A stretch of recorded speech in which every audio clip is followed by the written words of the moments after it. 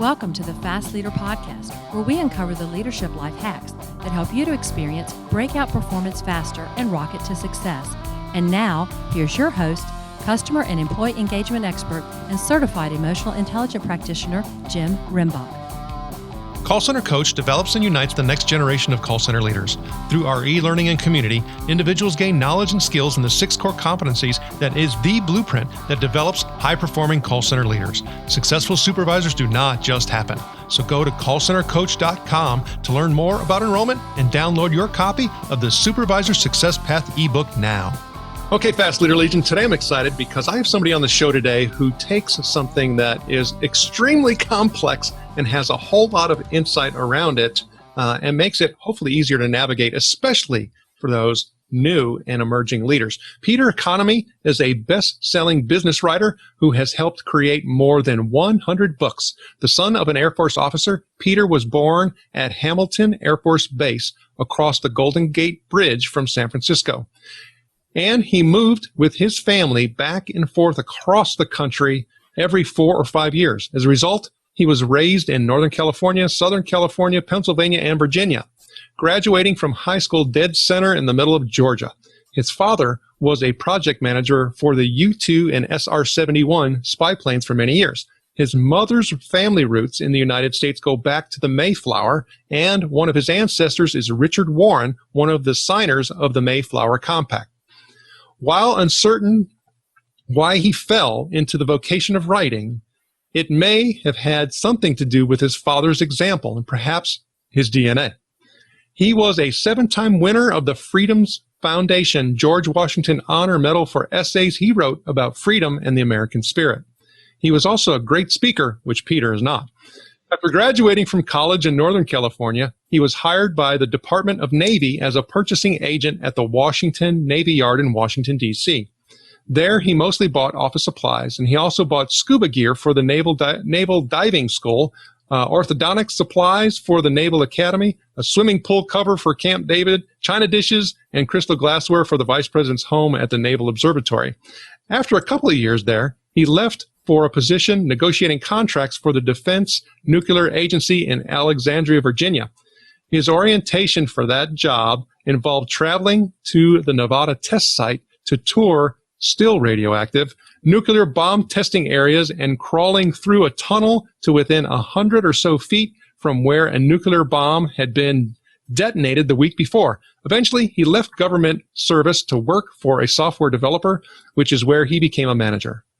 He worked as a manager in charge of administration and facilities for several years before becoming a full-time writer 20 years ago, founding his own company in the process. Peter's current release is Wait, I'm the Boss, the essential guide for new managers to succeed from day one. Peter currently lives in the San Diego area with his wife, Jan, of 32 years, and they have 3 children, Peter, Skylar, and Jackson, all grown up and on their own. Peter Economy, are you ready to help us get over the hump? I sure am, Jim. Thanks so much. Great to be here today. Well, I'm glad you're here. Now, I've given my Legion a little bit about you, but can you share what your current passion is so that we can get to know you even better? Well, it really is writing. I mean, I love to write, and I love collaborating with other people. I mean, that's what I typically do is I'm mostly a ghostwriter. And I just love meeting new people, getting to know what they know, and getting to know them. They're just amazing people. These C-level executives, consultants, technology gurus, all these different kinds of people. Well, and when I think about that, I mean, the stories and the insights and the information that you come across is quite extensive. I also am, aware that a lot of people who write are even more so well-read. And so when I start thinking about this particular topic, and literally the hundreds of thousands of volumes that are associated with it, I find it very intriguing that you would choose and go and write this particular book and go through that path. Really, what drove that? Well, it's just a personal passion of mine that I want managers to be good managers. I mean, I personally, when I was back in the business world myself, I had my share of bad managers. And it's something that I think everyone has experienced when you're in business, when you're working, in a company or even a nonprofit, any other kind of organization, you're going to encounter bad bosses. And I just thought it'd be great to have a book that could help people be great bosses instead of bad bosses, because so few people actually get trained and how to lead, how to manage people. Well, I will talk about that. But in the book, you had mentioned that this book is about how to be a good boss and potentially an effective, perhaps even great manager and leader. And so when you start thinking about that and all the experiences that you have, I start understanding and thinking about perspectives, because here's what I mean by that. When people say boss, something comes to their mind. When people say manager, something comes to their mind. When people say leader, something yet different comes to their mind. So give us your perspectives on those. Yeah, well, I think in a lot of people's minds, boss has a negative connotation. I mean, you talk about your boss and it's sort of a negative thing, but manager is kind of a neutral thing. Leader is a great thing. I mean, it's interesting. There's this kind of this spectrum from boss to manager to leader, and leader is supposed to be the top thing. It's supposed to be the top, thing to aspire to. But most people typically, that are managers, you've got to manage. I mean, you've got to learn how to manage. You've got to operate an organization. You've got to make things happen. And you've got to be a good leader at the same time. I mean, you can't just say, I'm going to be a manager and not a leader, or I'm going to be a leader, not a manager. You really have to do it all. And that's what this book talks about. I mean, we talk about being a great leader. We also talk about how to be a manager and get things done, a great manager as well. Well, and I also, for me, we're talking about that whole developmental piece, and I think it's easy or easier to be a manager because I have systems around me that I now need to follow. But being a leader, oftentimes that's, that complexity of humanity makes it quite difficult. But you talk about, after a couple studies you reference, is that when managers receive leadership development, if received at all, that it can come quite later after they've been put into the position of the role. A DDI has a study that says it's a few years after they place, and then one study shows it's like 10 years after they actually get in the role. But why do you think there is such a neglect associated with leadership development? Yeah, it's interesting because I believe that the largest companies, you look at your Fortune 500 companies, most of those companies have real great leadership programs in place. I mean, they know the importance of cultivating leaders, of growing leaders, identifying people in the organization who will become leaders potentially in the organization. And they have leadership tracks, these big companies, but it's the smaller companies, these ones, the small businesses that really neglect it, the small to medium-sized businesses. And I think it's just because there's other priorities. For most of these smaller and medium-sized businesses are fighting fires all the time. They're just trying to stay afloat. They're trying to gain new customers. They're trying to grow the revenue. They're trying to get some profit out of here. So leadership training and a lot of training just overall gets set aside. And training is often the first thing to go when there's any kind of fiscal problem. I mean, I've got friends who are professional speakers, and they were the first thing to be cut when there was financial trouble back in 2008 when we went through that big recession. And then now, in the current situation where the economy is kind of getting it in the chin, all this training is getting cut. It's the first thing to be cut. So a lot of companies just ignore it, or they just have other priorities, and then they just don't get around to it. Well, and when I start thinking about in the world that I am, I guess, responsible for, and where I work in, talking about customer experience and contact center, I start thinking about the potential impact that this neglect actually has on the customers. How do you see that coming out? Yeah, well, ultimately, when people aren't happy, when your people aren't happy, when your employees are not satisfied, when they feel they don't have a voice, when they don't think their managers care about what they do, that bleeds over to your customers. I mean, they're going to be on talk about a call center. I mean, people can tell when there's someone on the line with them who's happy, who's satisfied, who's excited about being at work, who's enthusiastic about their job. I mean, I've hung up on people, on call center people who just, I could tell they were a downer. I didn't want to talk to them. So I hung up and tried again because I knew I'd get somebody else. So hopefully someone with a better attitude. So when you've got a bad boss, when someone's working for a manager who's not doing the job well, that bleeds over into the customer real quick. Well, you mentioned one of the key downfalls is in becoming a new boss is the communication component, setting expectations and all of that. And many of us, have different, either a default model that obviously isn't working because the studies that you reveal shows that. But you introduced a new model, which I really liked, and that is the model that Adam Creek, who is a Canadian rowing gold medal champion in the 2008 Beijing Games, and he has a model that he calls CLEAR to help set goals. So the CLEAR goals are collaborative, limited, emotional, appreciable, and refinable. So how does this model really affect and impact and benefit the leader of today? Well, what it speaks to is that we're in a new world today of business. 20 years ago, 30 years ago, it was much more of a top-down kind of atmosphere. Leaders, managers told people what to do for the most part. You sort of said, I want you to go here. Here's how I want you to do it. Now go. I think, today it's much more of a collaborative process, which is what the C in that CLEAR goals talks about, a collaborative process where you really work together, employees, managers, you're part of a team and you work together to achieve your goals. You don't just boss people around. You don't just say, do this, here's how high you want you to jump, and here's how I want you to jump. You actually you set the goal, and then you allow people, you enable them, you provide them with what they need to find their way there themselves, find the best path. And often your frontline employees know exactly what needs to be done, probably better than a lot of managers do, because they're there in the trenches with the customers all the time.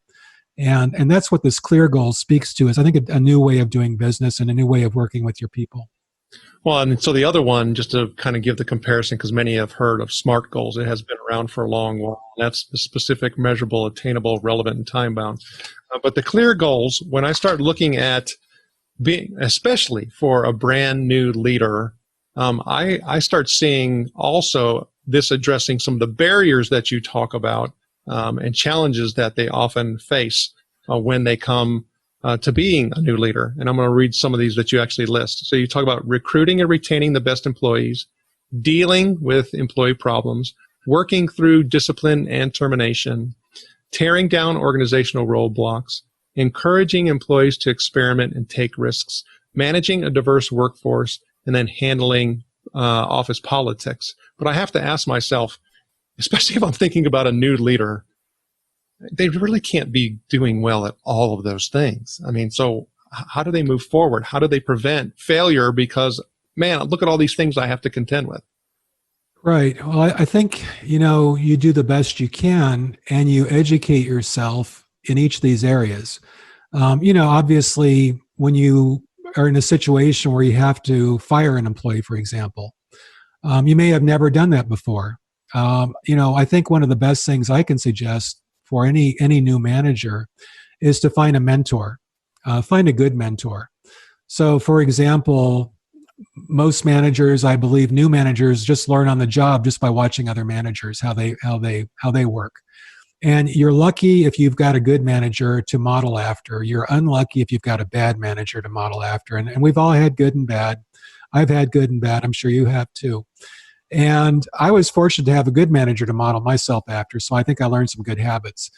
But I think the first thing any new manager should do is find a good mentor.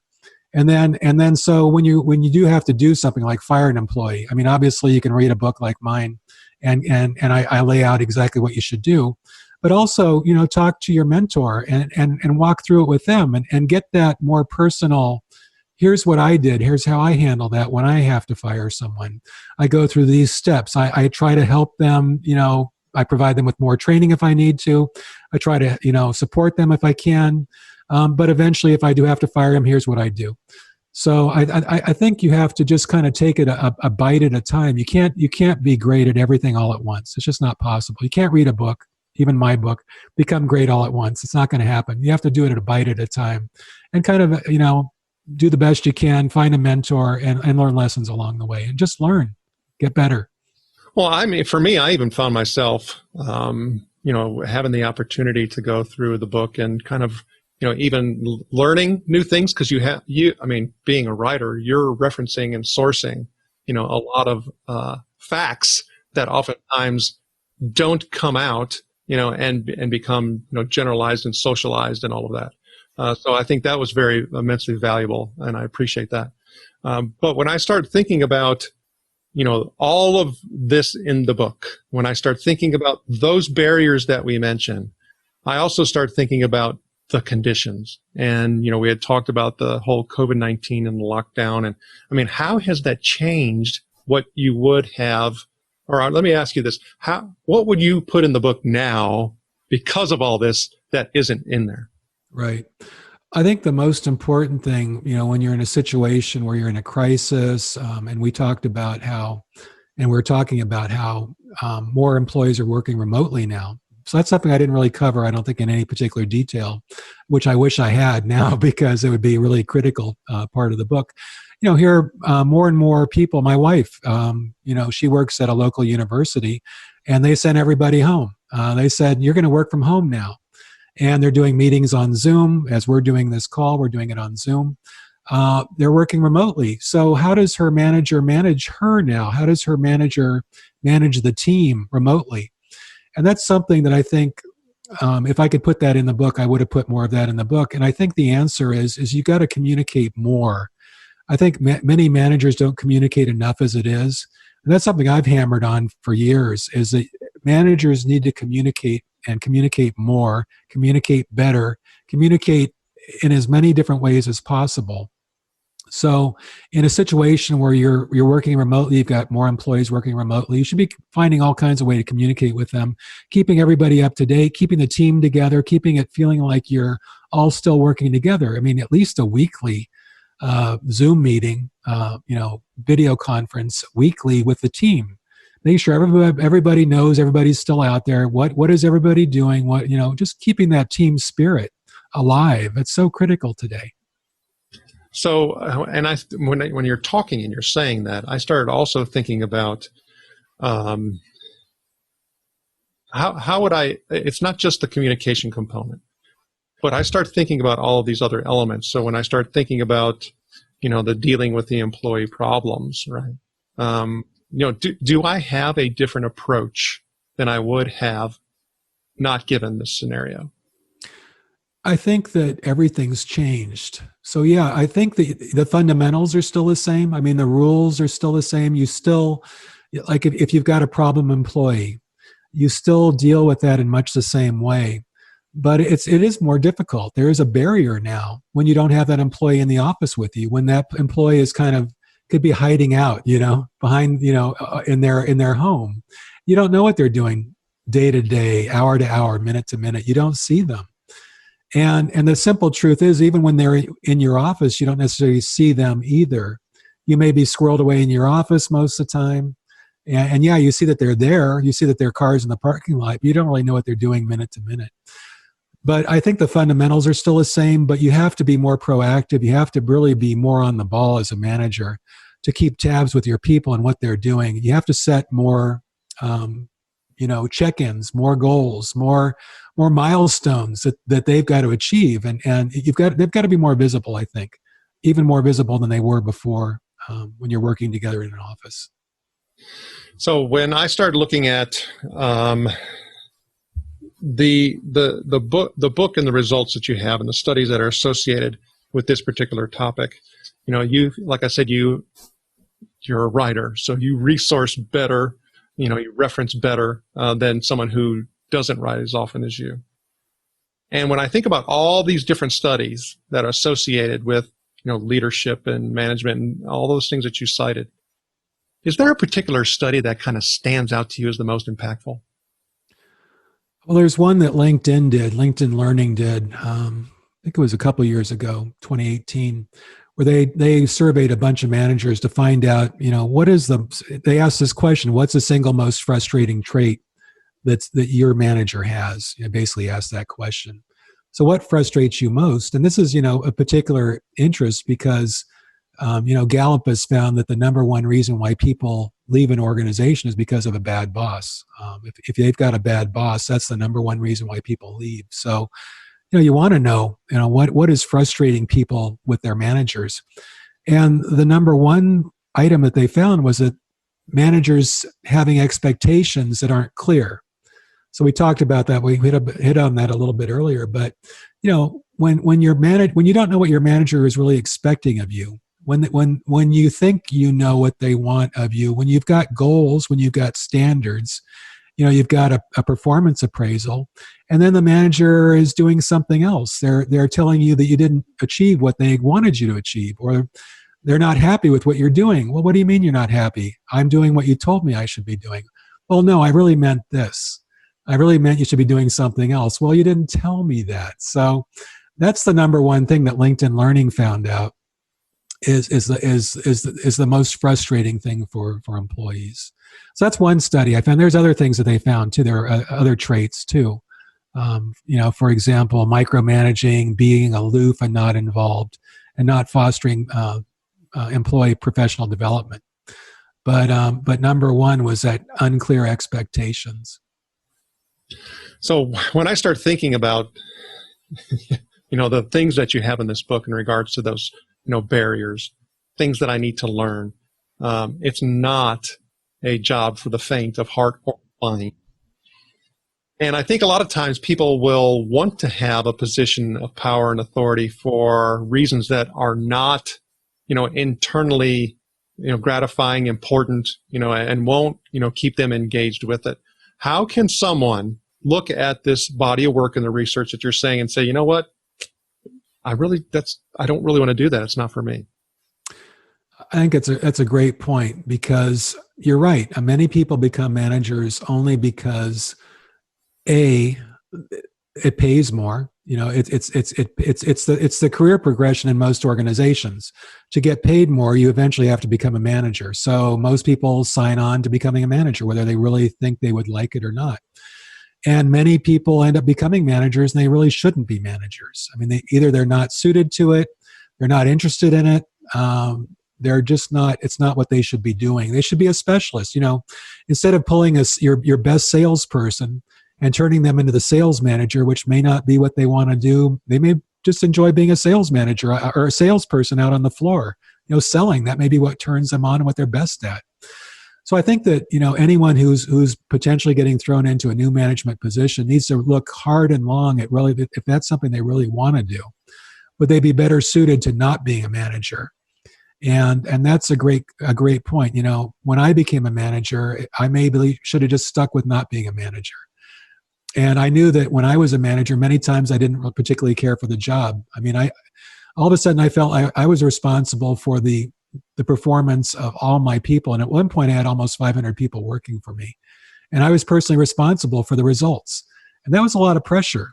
And I couldn't I had people all across the country in about 40 different locations. And I didn't know what they were doing minute to minute. There was just no way I could tell. So it's a tough position to be in, and a lot of responsibility. And sure, you may get paid more, but think long and hard about whether that's really the thing that you're most suited to. Well, and you had talked about, because you and I think, share this similar passion of wanting to develop these young people. Actually, I shouldn't even say that, because even when you're starting to talk about development, looking at the studies on when some people actually get leadership development, they're in their 40s, right? Exactly. Yeah, they don't get it until they're in their 40s. Right? Exactly. It's amazing. But so when I start thinking about all of that, we have a passion for that development, and I know for me, because I study it and I interview amazing folks like yourself, as I get exposed to a lot of insights and information. And one of the things that I like to share and I like to learn about are the favorite quotes that people have. So is there a quote or two that you like that you can share? Well, I think my favorite quote is probably, you basically just you create your own future. And I'm not sure what the quote is. I used to love this thing though. Basically, you create what the future is for you. And this is so true that, we create our own future. It's not somebody else. You can always blame your future on somebody else, your present circumstances on someone else, but it's something we create. We have the power. We have the ability to change our future. And every minute we can change the trajectory of our lives. So, that quote that embodies that, and I can't remember the exact quote right now, but that's basically it. You create your own future. So create it, do it. Make your future and know that you have the power to change the future. Yeah, I think the action-based element is critically important. So talking about action, there's sometimes when we take actions and we learn, and we have humps that we have to get over. that hopefully put us in a better direction. And we like to share those stories so that others can learn from them. Is there a time where you've gotten over the hump that you can share? Yeah, well, certainly there was that position that I had when I did become a manager of 400 plus people, almost 500 people. And it was pretty daunting at first. It was pretty hard to get my arms around at first because I had previously managed a group of maybe 12 people. And that was pretty smooth. That was fine. I mean, I had regular staff meetings. I knew what everybody was doing. They were all in my building. They were all in one office area. So that was pretty easy to take, to do as far as being a manager. But all of a sudden when I had, over 400 people, almost 500 people scattered across the country, that was really daunting.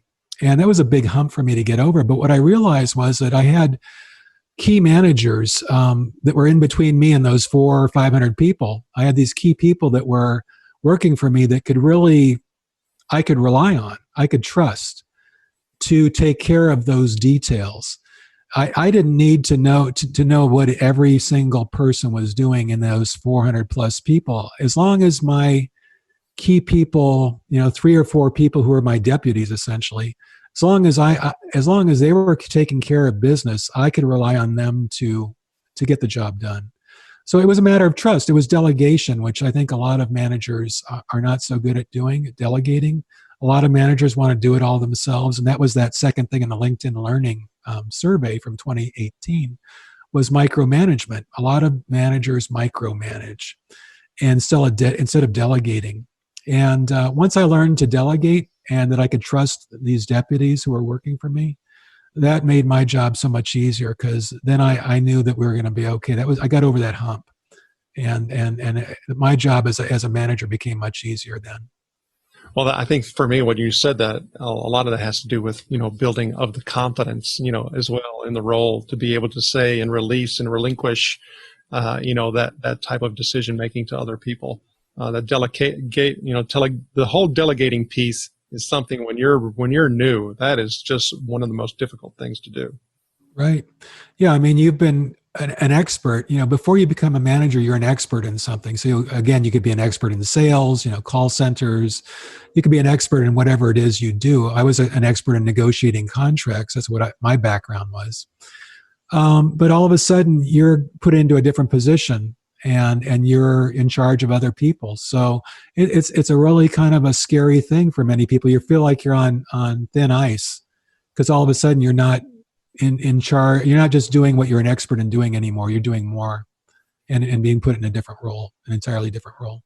Most definitely. Okay. So over 100 books, some of those have your own name on them. Some of them, have other people's names on them. And when I think about all of that, I start thinking about some, goals that you may have. Is there a goal or two that you can share? My personal goals are to just continue to do really fun projects with really interesting people.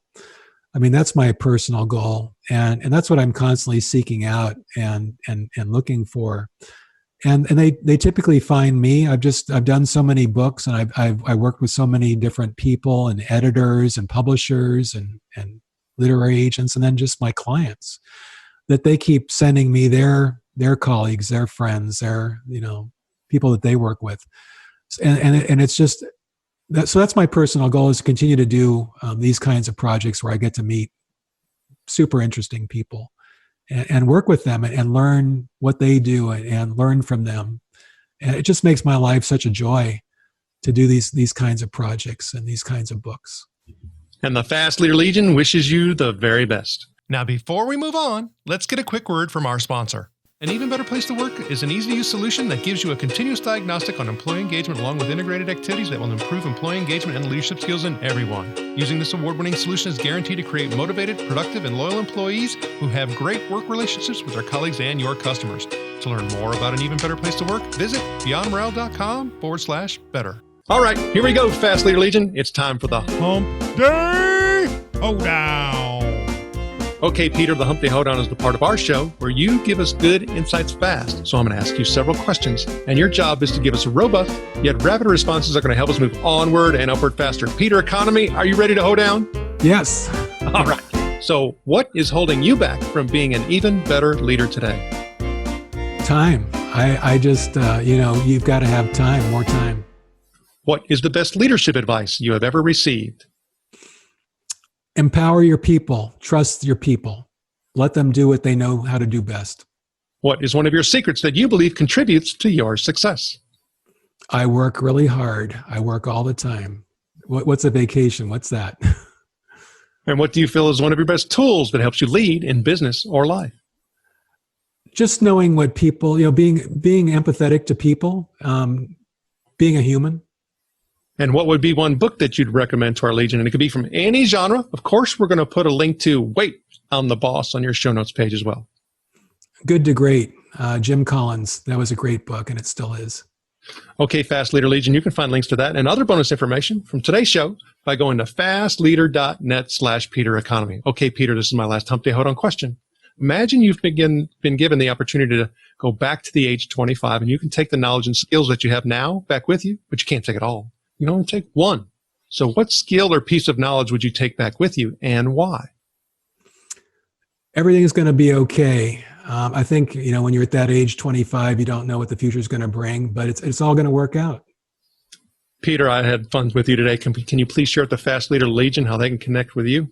My website, petereconomy.com. That's the best place to find me and what I'm doing. Peter Economy, thank you for sharing your knowledge and wisdom. The Fast Leader Legion honors you and thanks you for helping us get over the hump. Thank you for joining me on the Fast Leader Show today. For recaps, links from every show, special offers, and access to download and subscribe, if you haven't already, head on over to fastleader.net so we can help you move onward and upward faster.